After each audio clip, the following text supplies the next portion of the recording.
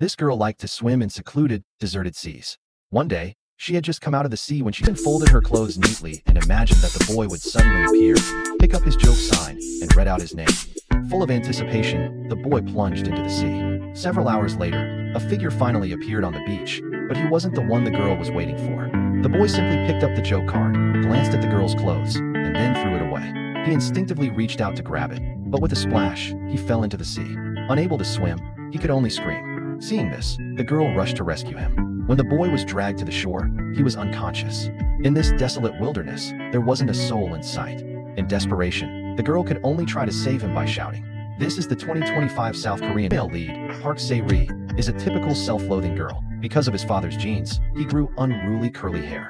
In the 90s, when straight hair was all the rage, Shirley's hair became his biggest worry. He tried countless methods to change it, but they only treated the symptoms, and it would always revert to its original state in a few days. After falling in love, Shirley fell for the eldest boy in the Lin family, but the boy held his sister's hand, simply because his sister had straight hair. From that day on, he hated his curly hair and vowed never to confess his feelings again. Until he met a few days later, Gaurani's curly hair turned into flowing straight hair. It turned out he had opened a new barbershop.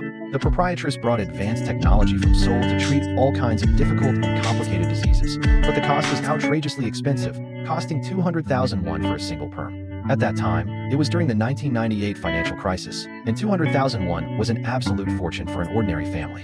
But in order to transform from an ugly duckling to a swan, he tried every means to raise the money, but it was still far from enough.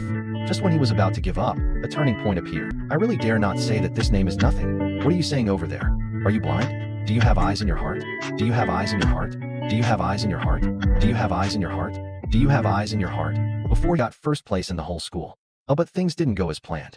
Yoonchi helped her secure a spot in the study room, but Jing Xian was transferred out of the top 100. Their relationship was still in its infancy, and everyone was busy helping out, sharing both joy and disappointment. But this disappointment wouldn't last long. It was just a fleeting greeting as their eyesight was completely overwhelmed. I've seen narcissists before, but I've never corner. The school suddenly announced a school trip.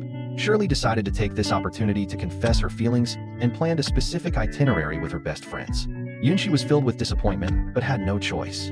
As agreed beforehand, Shirley finally got her chance to change her hairstyle. Because her mother had to attend to other customers, she had to let Yoonchi wash Shirley's hair.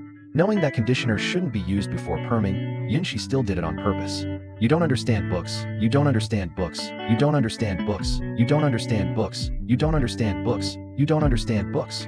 Although it was all in vain, Yoonhee still couldn't control herself. However, calm and composed, Shirley was nervous and incoherent, swaying from side to side, not even knowing what she was saying. Her best friends, who were secretly watching, couldn't hear their conversation. It was probably a natural progression, so Yoonchi left with mixed feelings. After the trip, the two remained silent. But when they returned home that night, Yoonchi found herself involuntarily going to the secret base. Perhaps Shirley had guessed she would come, so he waited there early. It turns out that the night Shirley woke up as if from a dream, Jin Xian was standing right in front of him. But when the words of love were about to be spoken, the image of Yoonchi appeared in his mind. In the end, Shirley confessed his feelings to Jin Xian and said the most classic line in the movie. Shirley's pursuit of Jin Xian is his first encounter with his true self, and also a bewildered exploration of love and being loved.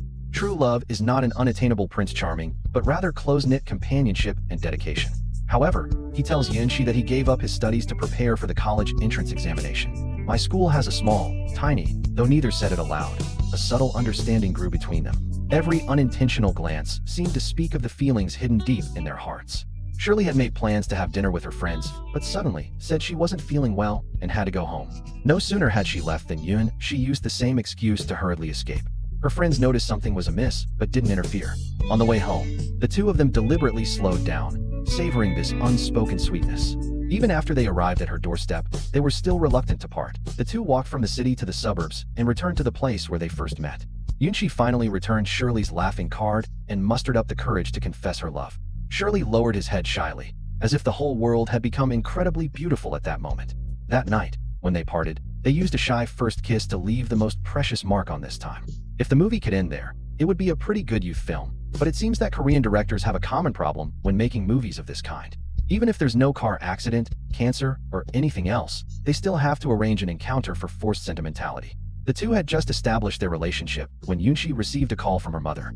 It turned out that Yoonshi's mother was hospitalized in a Seoul hospital hundreds of kilometers away. From the conversation between father and son, it could be concluded that Yoonshi's mother had been subjected to domestic violence by her father. It turned out that the mother and son had moved to Busan to escape years of domestic violence.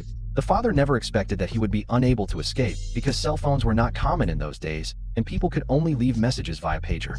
However, several days passed without any news. He went to the barber shop to check and found that there was a for sale sign posted.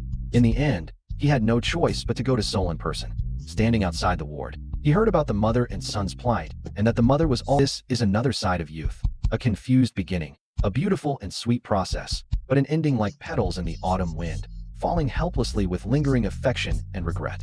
Years later, Shuri finally accepted her curly hair. During a walk on the beach, the director returned Yoonhee to him, thus ending the film.